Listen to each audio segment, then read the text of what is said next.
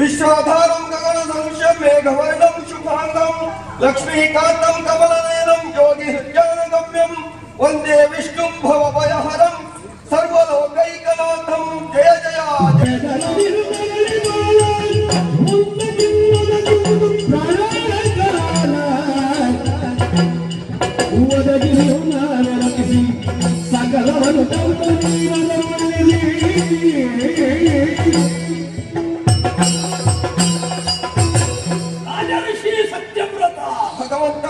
ಹೊರಸೆಯನ್ನು ಸೇರಿದಂತಹ ಮೀನು ತಮ್ಮದನ್ನು ಹಾಗೆ ಭಾವಿಸುತ್ತಾ ಪೋಷಿಸುತ್ತಲೇ ಬಂದಿದೆ. ಅವಕಾಶ ಸಾಲದೇ ಇದ್ದಾವಾಗ ಮೀನಿಗೆ ಬೇಕಾದಂತಹ ವ್ಯವಸ್ಥೆಯನ್ನು ಮಾಡಿದೆ. ಮೀನಿನ ಈ ಬೆಳವಣಿಗೆ ಅನಿವಾರ್ಯ. ಮುಂದೆ ಪ್ರಳಯ ಕಾಲ ಸಂಭವಿಸುವುದಕ್ಕಿದೆ. ಆ ಕಾಲಕ್ಕೆ ಬುದ್ಧಿವಂತನಾದಂತಹ ನಿನ್ನ ಬಳಿಗೆ ನಾವೆಯನ್ನು ಬರುವುದಕ್ಕಿದೆ. ಸಕಲ ಜೀವರಾಶಿಗಳನ್ನು ಆ ನಾವೆಯಲ್ಲಿ ಇರಿಸು. ಆಮೇಲೆ ಏನು ಮಾಡಬೇಕು?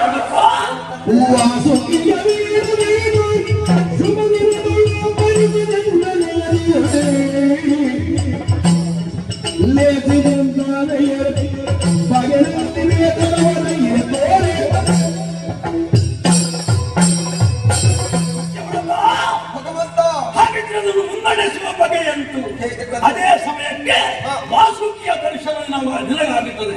ಅದರ ತಲೆಯ ಭಾಗದಿಂದ ನನ್ನ ಈ ಕೋಡಿಗೆ ಕಟ್ಟು, ಬಾಲವನ್ನು ನಾವೆಗೆ ಕಟ್ಟು. ಸಕಲ ಜೀವರಾಶಿಗಳನ್ನು ತುಂಬಿದ ಬಳಿಕ ನೀನು ಆ ನಾವೆಯನ್ನು ಏರಿಕೆ ನಾವೆಯನ್ನು ಮುನ್ನಡೆಸುತ್ತಾ ಮುಂದೆ ಆಗಬಹುದಾದಂತಹ ಕೆಲವಂತಹ ಪ್ರಳಯದ ಸಮಯವನ್ನು ನಾವು ಲೆಕ್ಕಿಸದೆ ಕಲಾಕುಲದ ಆ ಕಮಾಸನ ಒದಗಿ ವ್ಯವಸ್ಥೆ ಮಾಡ್ತೇನೆ. ನೀನು ಸಂತೋಷದಿಂದ ನಾನು ಹೇಳಿದಷ್ಟು ಮಾಡು. ನನ್ನ ಪಾಲಿನ ಅದೃಷ್ಟ ದೇವತೆ ನೀನು. ಜನ್ಮ ಜನ್ಮಾಂತರದ ಪಾಪಗಳೆಲ್ಲ ಪರಿಹಾರ ಆಗಿ ಹೋಯಿತು. ಮತ್ಸ್ಯಾವತಾರಿಯಾಗಿ ನನಗೆ ದಿವ್ಯ ದರ್ಶನವನ್ನು ಕೊಟ್ಟೆ. ಈ ಹಿಂದೆಯೂ ನಿನ್ನ ಸೇವೆಯನ್ನು ಮಾಡುತ್ತಾ ಇದ್ದೆ. ಮುಂದೆಯೂ ನನಗೆ ಸೇವೆ ಒದಗಿ ಬಂತು. ಜಾತಿ ತಪ್ಪಲ್ಲಿ ನಿರ್ವಹಿಸಿಕೊಂಡು ವಿಷ್ಣುವಿನ ನಿರೀಕ್ಷೆಯಲ್ಲಿರು. ಸಂತೋಷಿತ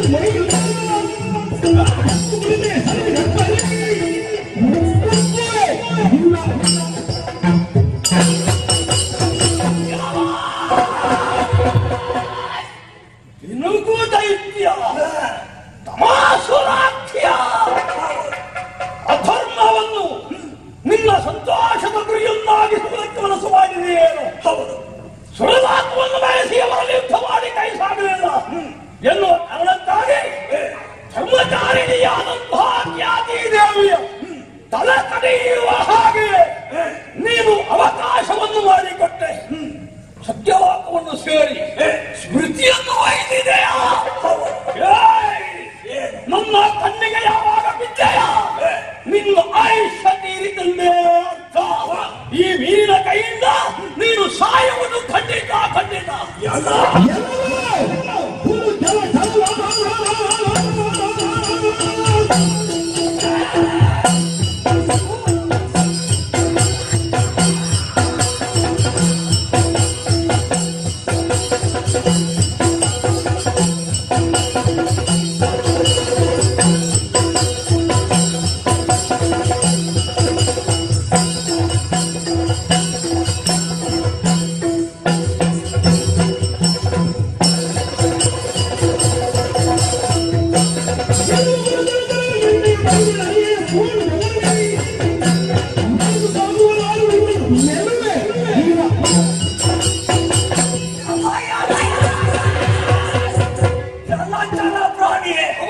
ಸಾಗರ ಗರ್ಭದಲ್ಲಿ ವಿಶ್ರಾಂತಿಯನ್ನು ಪಡೆಯುತ್ತಿರುವಂತಹ ಕಾಲಕ್ಕೆ ಬೃಹತ್ಗಾತ್ರಗಳಂತಹ ಮೀನನ್ನು ಬಂದು ನನ್ನನ್ನು ಅಪ್ಪಳಿಸಿದ್ದು ನಾನೇ. ಯಾರನ್ನು ನೋಡುತ್ತೇನೆ ಅದು ಮೀನು. ಎಲ ಎಲ ಏನು ಚರವೇ. ಇಷ್ಟರವರೆಗೆ ಸಮಾಜವನ್ನು ಯಾರು ಎದುರು ಹಾಕಿಕೊಂಡಿದ್ದಾರೋ ಯಾರನ್ನು ಬಿಟ್ಟ ಹಾಗಿಲ್ಲ. ಎಲ್ಲರನ್ನು ಕೊಂದು ಮುಗಿಸಿದ್ದೇನೆ. ಲೋಕದಲ್ಲಿ ಅಜ್ಞಾನವು ಹಾಗೆ ಓಡಬೇಕು, ಧರ್ಮವು ಬೀಳಲೇಬೇಕು, ಅಧರ್ಮವಾಗಬೇಕೆನ್ನುವ ಹಾಗೆ ಉದ್ದೇಶವನ್ನು ಇಟ್ಟುಕೊಂಡವ ನಾನು. ಅದಕ್ಕಾಗಿ ವೇದವನ್ನು ಅಪಹರಿಸಿದೆ, ಸಾಗರ ಗರ್ಭವನ್ನು ಸೇರಿದೆ. ಎಲ್ಲ ನನ್ನನ್ನು ಕಷ್ಟ ಮಾಡುವುದಕ್ಕೆ ನೀನು ಮುಂದೆ ಬಂದೆ ಎಂದಾದರೆ ನೀವು ನಿನ್ನನ್ನು 3 ತುಂಡು ಮಾಡಿ 3 ಹೊತ್ತಿಗೆ ತಿಂದು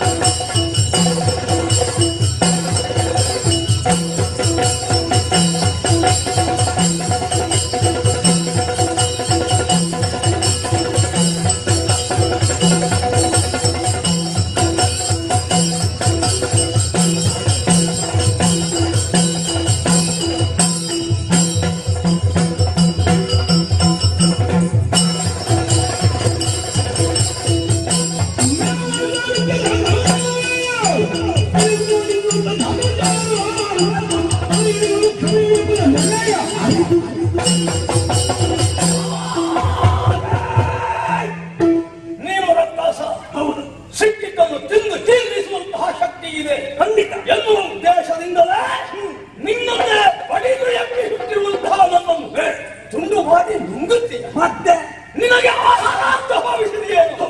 ಮೆಲುವ ಆಹಾರದಲ್ಲಿ ಗರಾವು ಸಿಕ್ಕಿದ ಹಾಗೆ ಯಾವುದೇ ಹಿತವಿಧವಾಗಿ ಇದ್ದರೆ ಅದು ಶರೀರಕ್ಕೆ ಆರೋಗ್ಯಕರ. ಆದರೆ ಯಾವುದು ಅಸಾಧ್ಯವೋ ಅದನ್ನೇ ತಿಂದುತ್ತೇನೆ ಎನ್ನುವ ಹಾಗೆ ಭಾವಿಸಿದಂತಾದ್ರೆ ಅದುವೇ ಅವರ ಆತ್ಮಕ್ಕೆ ಚ್ಯುತಿಯಾಗುವಂತೆ ಮಾಡಬಲ್ಲದು ಎನ್ನುವುದನ್ನು ಮರೆಯಬೇಡ. ನೀನು ಬಯಸುವಂತಹ ಈ ಆಹಾರದಿಂದ ಹೊಟ್ಟೆಗೆಯುವಂತಹದ್ದಲ್ಲ. ನಿನ್ನ ಗಂಟಲಿನಲ್ಲಿಯೇ ಹಿಡಿದು ನಿನ್ನನ್ನು ಕೊಂದು ಸುಕ್ಷೇಮವನ್ನು ಒದಗಿಸ್ತೇನೆ. ಇದು ಸತ್ಯ.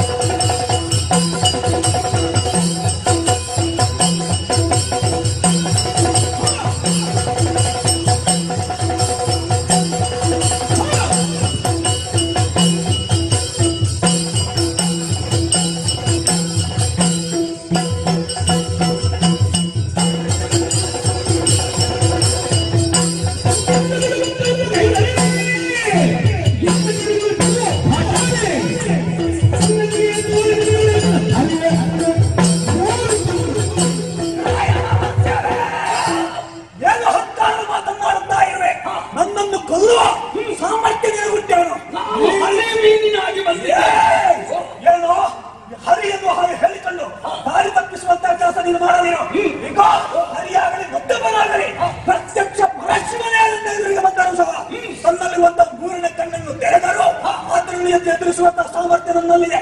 ಮತ್ತೆ ನೀವು ಯಾವ ಲೆಕ್ಕ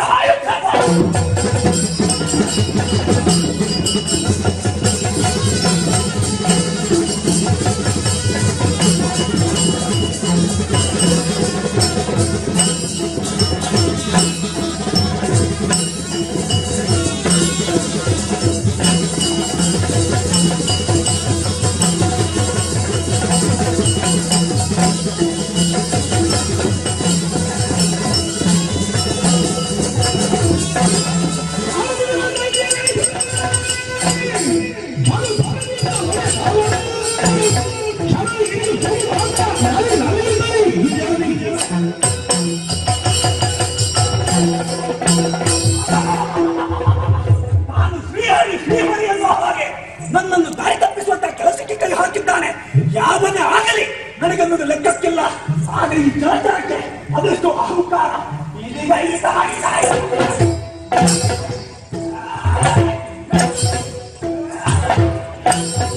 ನೀರಲ್ಲಿ ಬಿದ್ದಿದ್ದಾನೆ.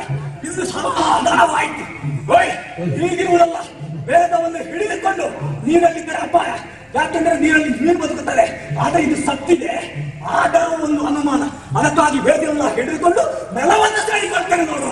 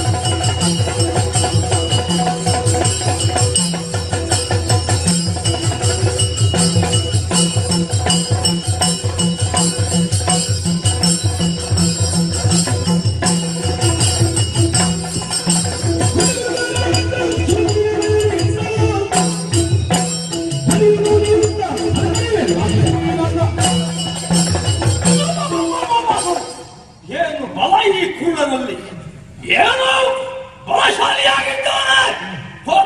ಹೋರಾಡುತ್ತಾ ಪ್ರಜ್ಞೆ ತಪ್ಪಿ ಬಿದ್ದನ್ನು ಹೋಗುದು. ಇವ ಎಲ್ಲಿದ್ದಾನೆ ಅಂತ ನೋಡಿದರೆ ನೆಲವನ್ನು ಸೇರಿಕೊಂಡಿದ್ದಾನೆ. ನೀರಿನಲ್ಲಿ ಬೀರಿಗೆ ಬಲ ಹೆಚ್ಚು, ಬೀದಿಯ ಮೇಲೆ ಬರಲಾರದು ಎನ್ನುವಂತಹ ಭಾವನೆಯಿಂದಿದ್ದಾನೆ. ನಾನು ಹೇಳಿದ ಹಾಗೆ ರಾಜ ಕೇಳಿದ್ದಾನೆ, ಮಾಡಿದ್ದಾನೆ ಎನ್ನುವ ಹಾಗೆ ದೃಷ್ಟಿ ಹರಿಸಿದರೆ ಎಲ್ಲವೂ ಸಿದ್ಧವಾಗಿದೆ. ಈ ನಾವೆಯನ್ನೇ ಮುನ್ನಡೆಸುತ್ತಾ ಅಖಂಡ ಬ್ರಹ್ಮಾಂಡವನ್ನೇ ಜಲದಲ್ಲಿ ಮುಳುಗಿಸಿ ಕೂಡಲ ಮನೆಗೆ ಮುಂದಾಗುತ್ತದೆ.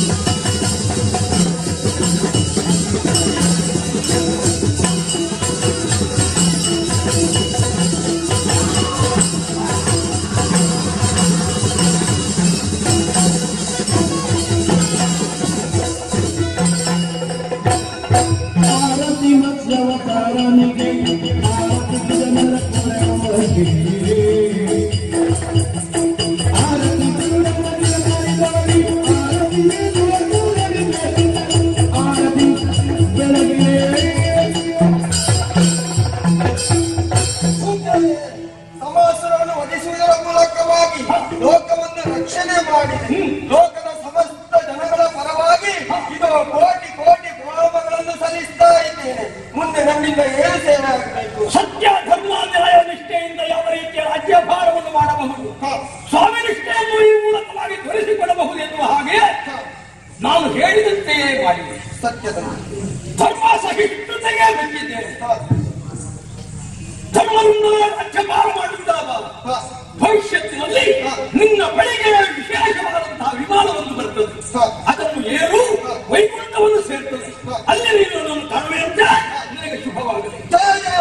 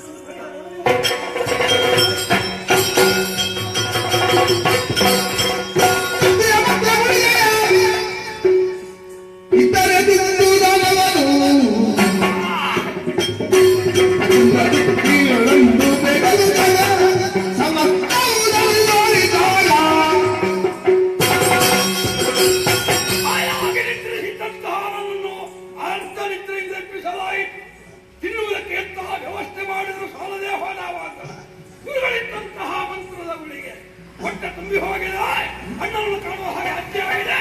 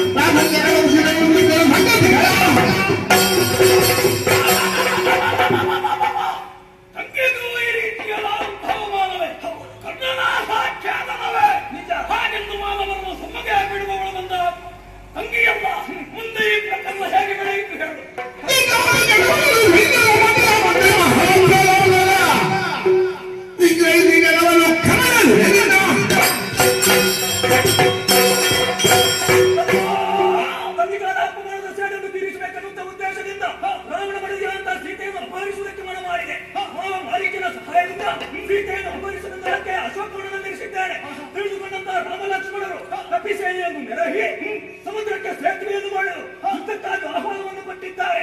ಅನೇಕ ವೀರಾದಿ ಪಟ್ಟುಪಟ್ಟರು ಅಳಿದು ಹೋಗಿದ್ದಾರೆ. ಈ ಕಾಲಕ್ಕೆ ನಿನ್ನನ್ನು ಮೆಪ್ಪಿಸಿದ್ದೇನೆ. ಹೋಗಿ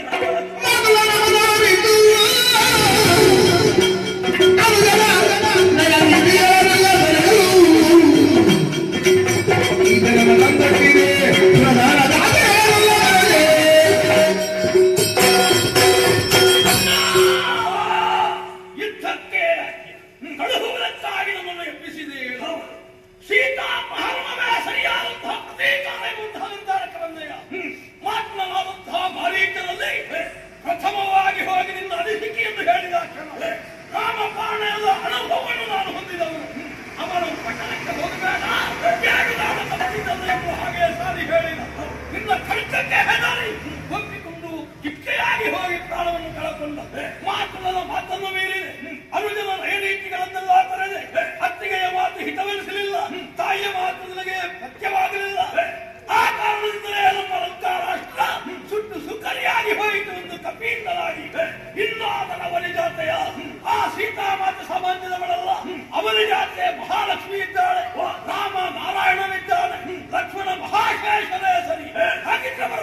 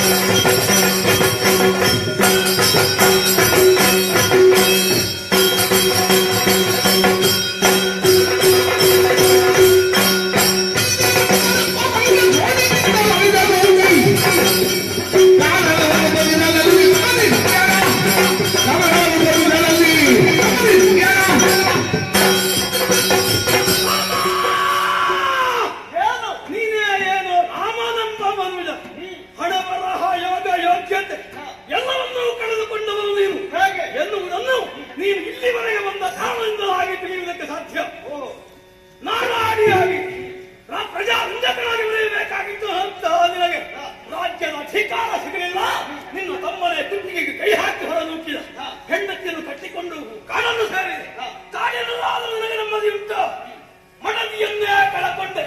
ಈಗ ಮರಳಿ ಪತಿಯನ್ನು ಪಡೆಯುವುದಕ್ಕಾಗಿ ಹೋರಾಟ ನಿನಗೆ ಸಿಕ್ಕಲ್ಲ.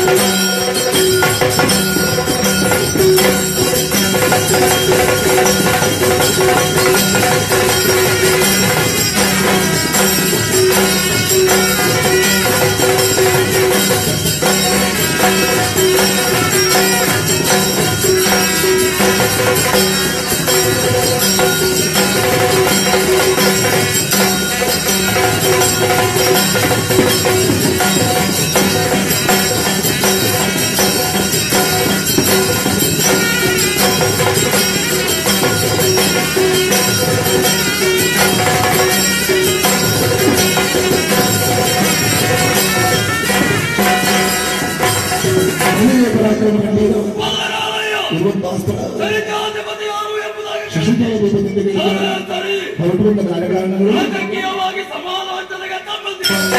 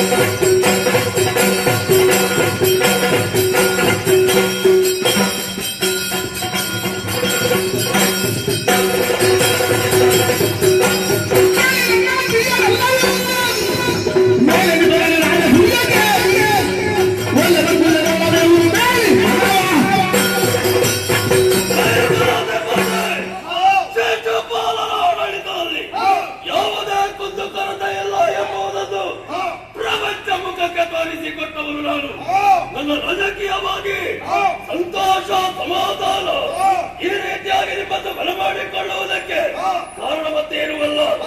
ನಮ್ಮವರೇ ಆಗಿರುವಂತಹ ಪಾಂಡವರು ಇಂಥ ಪ್ರಯತ್ನದಲ್ಲಿ ರಾಜಕೀಯ ಆತ್ಮವನ್ನು ಕೈಗೊಂಡಿದ್ದಾರೆ.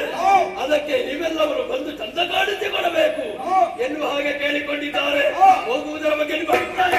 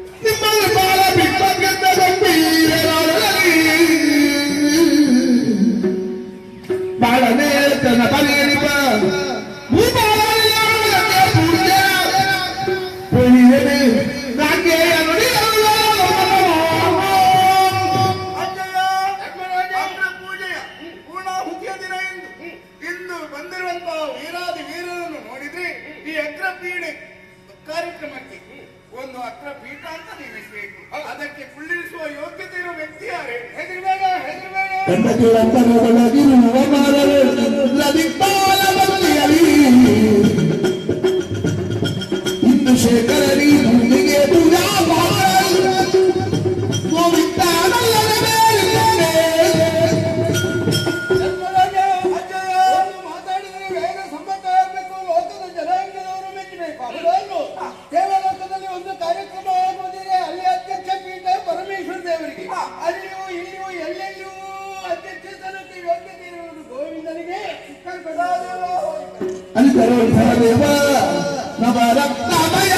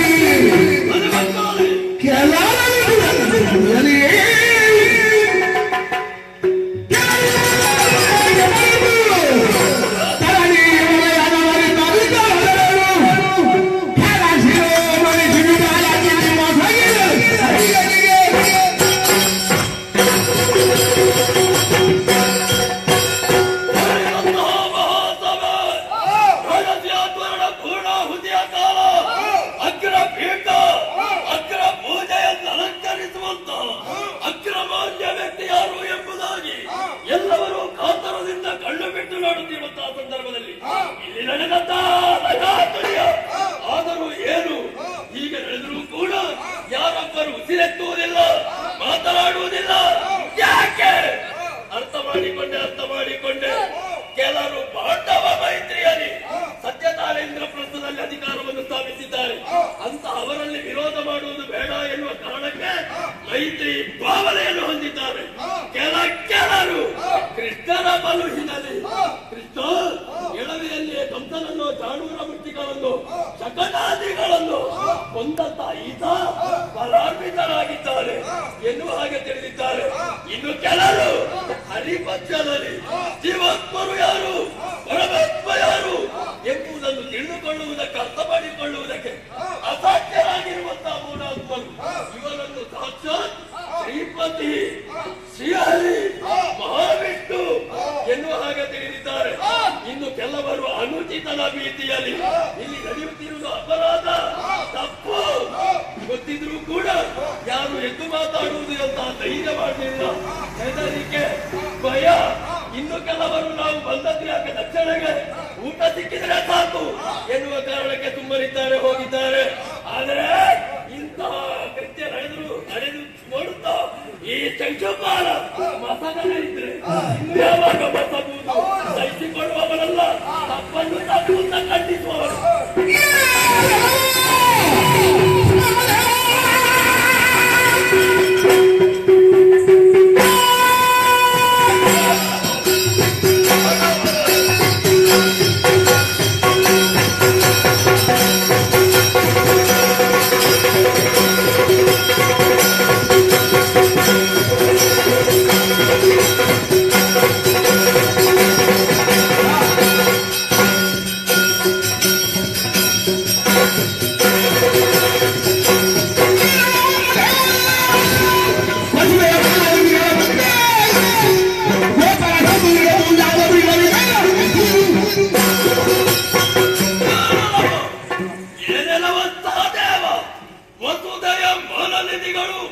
ಅಲ್ಲ, ವಸುದೆಯ ತಿಲಕ ಸದೃಶರಾಗಿರುವಂತಹ ನಮ್ಮಂತಹ ವೀರಾದಿ ವೀರರು, ಕಲ ವಿದ್ವಾಂಸರು, ಕಲ ವಿಕ್ರಮಿಗಳು ಇರುವಂತಹ ಈ ಸಭೆಯಲ್ಲಿ ಗೋಪರ ದೂರವಾಗಿರುವಂತಹ ಇವನಿಗೆ ಪೂಜಾಗ್ರ ಪೀಠವನ್ನು ಕೊಟ್ಟು ಸತ್ಕರಿಸಿ ಬಿಟ್ಟೆಯಲ್ಲ.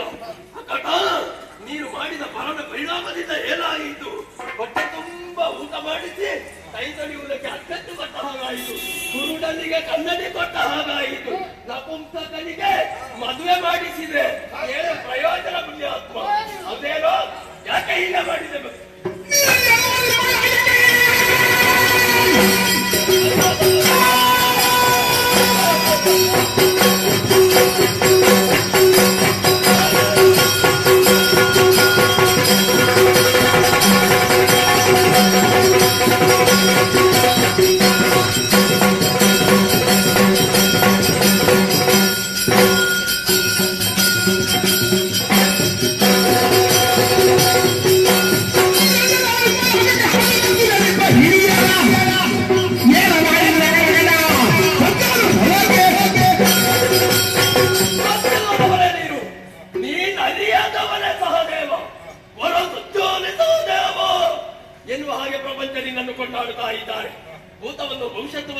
ಸ್ಥಾನವನ್ನು ತಿಳಿದು ವ್ಯವಹರಿಸಬಲ್ಲವನೇನು ಎಂಬುದನ್ನು ತೋರಿಸಿಕೊಟ್ಟವನ್ನು ತಿಳಿದುಕೊಂಡಿವು.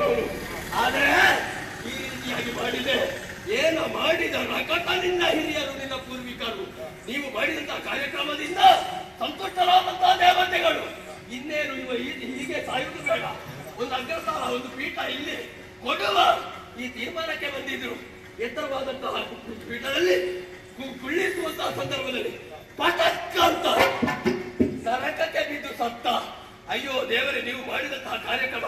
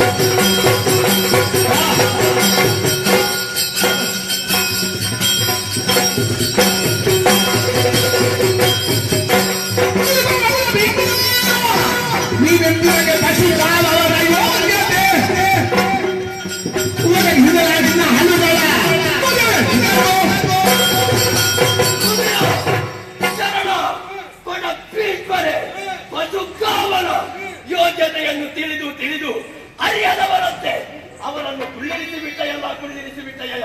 ಪಾಪಿ, ನೀರು ಹಾಳಾದೆ, ನಮ್ಮನ್ನು ಹಾಳು ಮಾಡಿದೆ, ಇವರನ್ನು ಹಾಳು ಮಾಡಿದೆ, ಇಲ್ಲಿಗೆ ಬಂದವರನ್ನು ಹಾಳು ಮಾಡಿದೆ, ಒಟ್ಟು ಹೇಳುವುದಿದ್ರೆ ಈ ಕ್ಷೇತ್ರವನ್ನೇ ಹಾಳು ಮಾಡಿದೆ.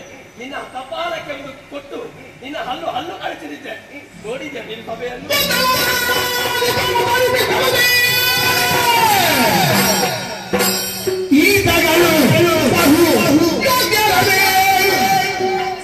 ವಿಖ್ಯಾತ ವೇದವ್ಯಾಸ ಗುರು ಕೃಪಾ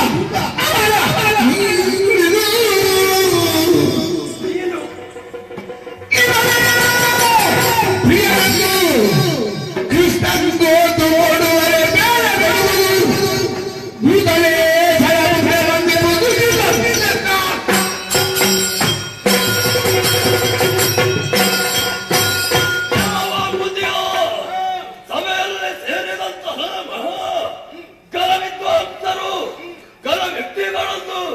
ಸರಿಯಾಗಿ ನೋಡಿದೆಯೋ? ಲೋಕವಿಖ್ಯಾತರು ವೇದವ್ಯಾಸ ಮಹಾಮುನಿಗಳಿದ್ದಾರೆ. ಅವರನ್ನು ಕರೆತಂದು ಕುಳ್ಳಿರಿಸದಿದ್ರೆ, ಪೂಜೆಯನ್ನು ಮಾಡುತ್ತಾ ಇದ್ರೆ ಲೋಕವೇ ಒಪ್ಪಿಕೊಳ್ಳುತ್ತಿತ್ತು ಇದು ಸಮ್ಮತ ಅಂತ. ಕೃಪಾಚಾರ್ಯರಿದ್ದಾರೆ, ದ್ರೋಣಾಚಾರ್ಯರಿದ್ದಾರೆ, ಅಶ್ವತ್ಥಾಮರಿದ್ದಾರೆ. ಇಷ್ಟ ಬಂಧುಗಳು ಬೇಕು ಅಂತಾದ್ರೆ ದೃಪದನಿದ್ದ, ಕೌರವನಿದ್ದ, ಯಾಕೆ ಹತ್ತಿರದಲ್ಲಿ ಸೋದರ ಮಾವ ಸಂಜಯಭೂಪತಿ ಇದ್ದ. ಅವರೆಲ್ಲ ಬಿಡು, ನಿನಗೆ ಹೋಗಿ ಪಟಕ್ಕ ಅಂತ ಹಾರಿ ಕುಳಿತುಕೊಳ್ಳಬಹುದಿತ್ತಲ್ಲ. ನೀನು ಉಳಿದು ಅದು ಯಾರು ಹಿತವಾಗಲಿಲ್ಲ ಅಂತ ನನ್ನ ತಮ್ಮಂದಿರಿದ್ದಾರೆ. ಅವರ ಪರಾಕ್ರಮ, ವಿಕ್ರಮ, ರೂಪ, ಅವರ ವ್ಯಕ್ತಿತ್ವ ಎಂಥದ್ದು. ಆದ್ರೆ ಈ ಕೃಷ್ಣನೇ ಬಲು ಯೋಗ್ಯ ಎನ್ನುವ ಹಾಗೆ ಒತ್ತು ಕೊಟ್ಟಿದ್ದಿ. ನೀವು ಮೊದಲೇ ನಿರ್ಧಾರ ಮಾಡಿದ್ದೀರಿ. ಹೌದಪ್ಪ, ನಮ್ಮದು ಸ್ವಲ್ಪ ತಪ್ಪಾಗಿದೆ, ನಮ್ಮ ಸೌಜನ್ಯವನ್ನು ದೌರ್ಬಲ್ಯ ಅಂತ ತಿಳಿದಿದ್ದಾರೆ ಇವರು. ನಾವು ಕೊಟ್ಟಿದ್ದೇವಲ್ಲ ತಪ್ಪ.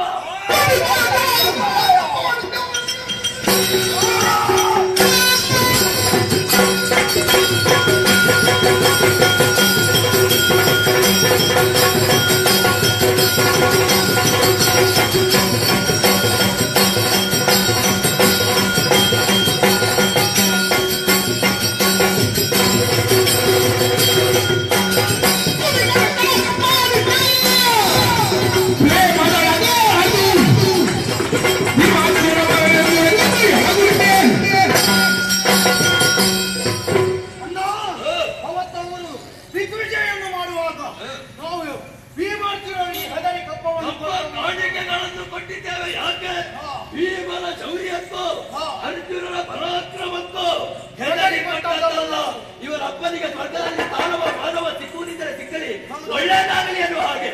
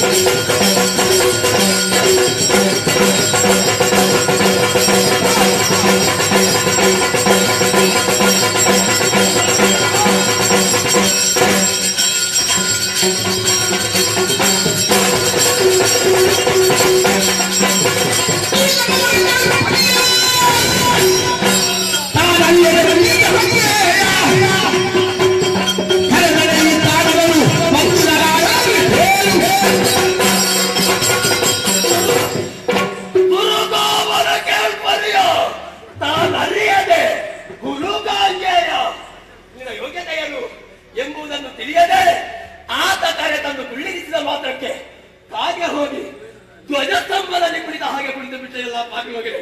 ಹೌದೇನು?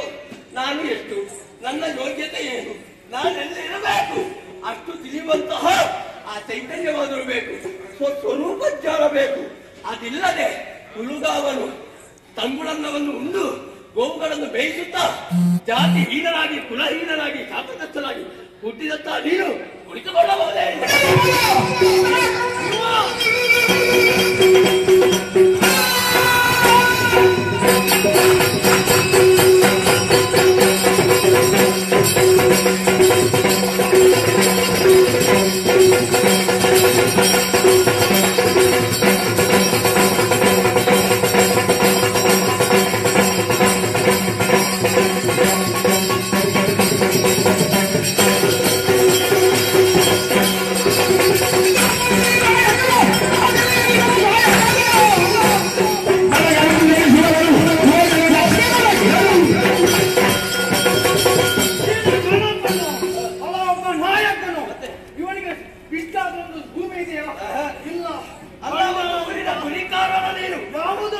ಒಂದು ಗ್ರಾಮ ಸೇವಕರು ಇನ್ನೊಬ್ಬರಿಗೆ ಸಹಾಯ ಮಾಡುವಂತ ಅಷ್ಟಾದ್ರೂ ಚೈತನ್ಯದಲ್ಲಿ ಪರಾಕ್ರಮ ಉಂಟಾ?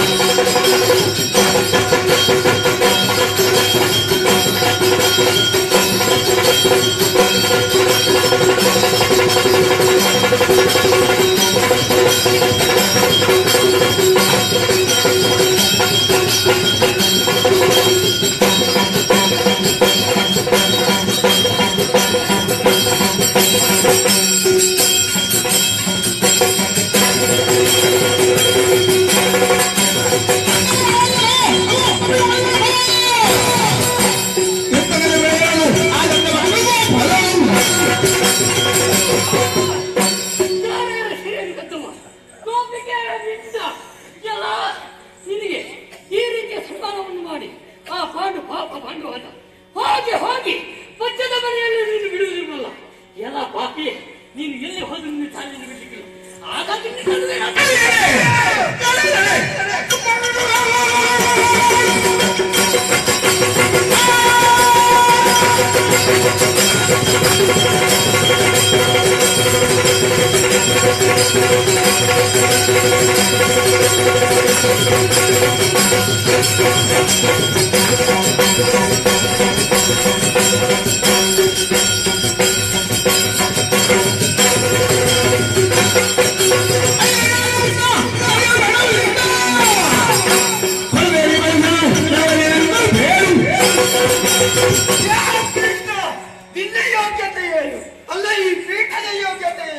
ಅನ್ನುವುದನ್ನು ಅಳಿಯದವ ನೀನು.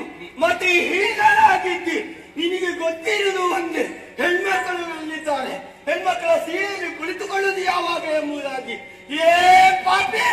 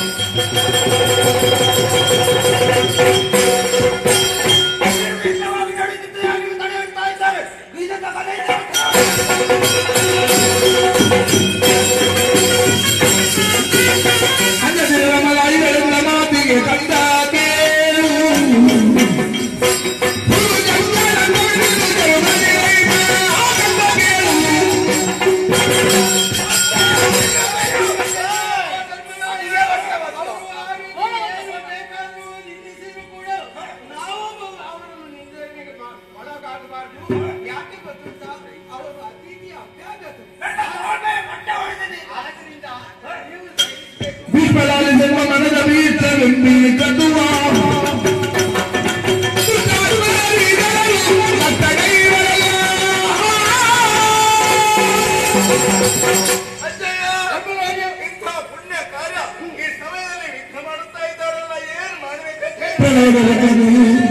ಮಲಗಿರೆ ಕಂತರಿದ್ದರೆ ಬಲಿಬೈದವಳು ಕರುಣಿಸೆ ಕಾಳಗವಾಗಿ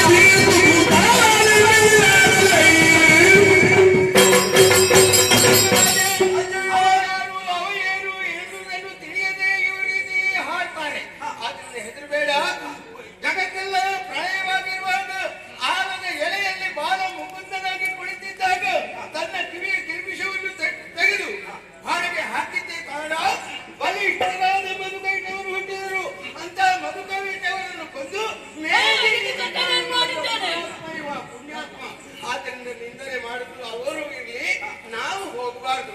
ಯಾಕೆ ಗೊತ್ತಿದೆ? ಸಮಾಸವನ್ನು ಕೊಲ್ಲುವುದಕ್ಕೆ ಮತ್ಸ್ಯನಾದವ, ಆಮೇಲೆ ಮಂದರಗಿರಿಯನ್ನು ಎತ್ತುವುದಕ್ಕೆ ಆಮೆಯಾದವ, ಬೇಡ ಹಿರಣ್ಯಾಕ್ಷರನ್ನು ಕೊಲ್ಲುವುದಕ್ಕೆ ನರಹರಿಯಾದವ, ಹಿರಣ್ಯಾಕ್ಷರನ್ನು ಕೊಲ್ಲುವುದಕ್ಕೆ ವರಹನು, ಹಿರಣ್ಯ ಕಶ್ಯಪನನ್ನು ಕೊಲ್ಲುವುದಕ್ಕೆ ನರಹರಿಯು, ಬೇಡ ಒಟ್ಟು ವಾಮನನಾಗಿ ಬಲಿಯನ್ನು ಪಾತಾಳಕ್ಕೆ ತಳ್ಳಿದವ ಇವ.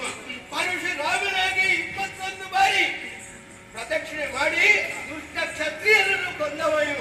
ಆಮೇಲೆ ರಾಮಾವತಾರಿಯಾಗಿ ಕುಂಭಕರ್ಣನನ್ನು ಕೊಂದವ ಇವನೇ ಆಗಿದ್ದಾನೆ. ಆದ್ದರಿಂದ ನೀನು ಅವನ ಬಗ್ಗೆ ಏನು ಆಲೋಚನೆ ಮಾಡಬೇಡ, ಅವನ ಬಗ್ಗೆ ಆಲೋಚನೆ ಮಾಡಬೇಡ.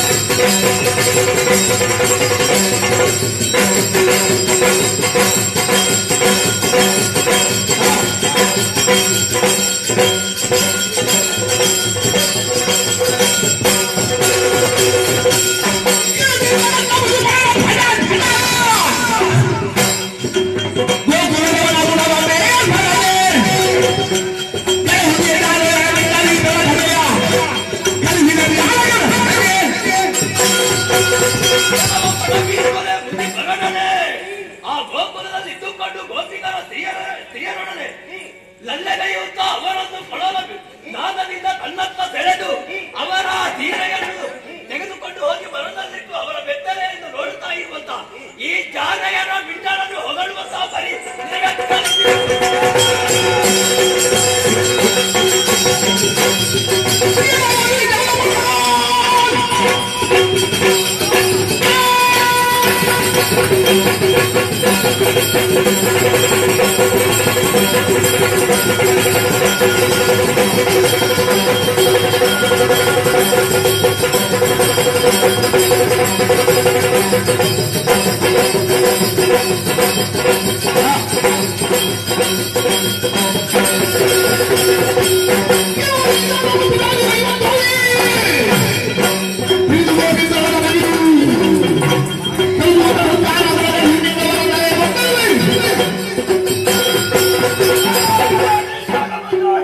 ದೈವದ್ರೋಹಿ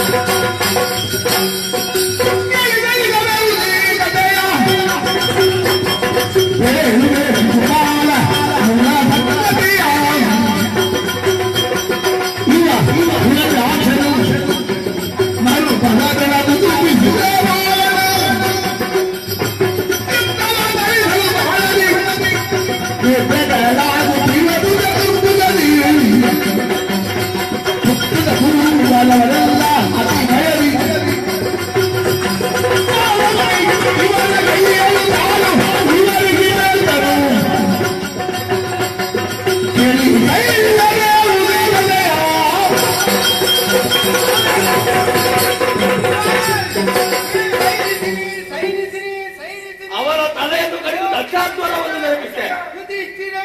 ಶಿಶುಪಾಲ ದಂತ ವಕ್ರರ ಮೂಲ ಕಥೆಯನ್ನು ಹೇಳಿದಾಗ ಎಲ್ಲರೂ ನನ್ನ ಬಟ್ಟೆ ಬಿಸಾಡಿದ ಮೂಲಕ ಆದ್ರಿಂದ ಇವರು ಇಲ್ಲಿದ್ದವರಲ್ಲ. ವೈಕುಂಠ ಲೋಕದಲ್ಲಿ ಜಯ ವಿಜಯರಾಗಿದ್ದಾಗ ಸನಕಬ ಋಷಿಗಳು ಬಂದು ಇವರಿಗೆ ಶಾಪ ಕೊಟ್ಟಿದ್ದಾರೆ. ಭೂಲೋಕದಲ್ಲಿ ದುಷ್ಟರಾಗಿ 3 ಜನ್ಮವನ್ನು ತಾಳಿಂತ. 1ನೇ ಜನ್ಮದಲ್ಲಿ ಹಿರಣ್ಯಕಶಿಪು ಮತ್ತು ಹಿರಣ್ಯಾಕ್ಷ ಹುಟ್ಟಿದಾಗ ಈ ದೇವರೇ ಒಂದೊಂದು ಅವತಾರದಲ್ಲಿ ಕೊಂದಿದ್ದಾರೆ. ಆಮೇಲೆ 2ನೇ ಅವತಾರವಾಗಿ ಕುಂಭಕರ್ಣನು ರಾವಣನಾಗಿ ಹುಟ್ಟಿದಾಗ ರಾಮಾವತಾರವಾಗಿ ಕೊಂದವ ಇವನೇ ಆಗಿದ್ದಾನೆ. ಆಮೇಲೆ ಹುಟ್ಟಿಕೊಂಡವರು ಶಿಶುಪಾಲ ದಂತವಕ್ರರು.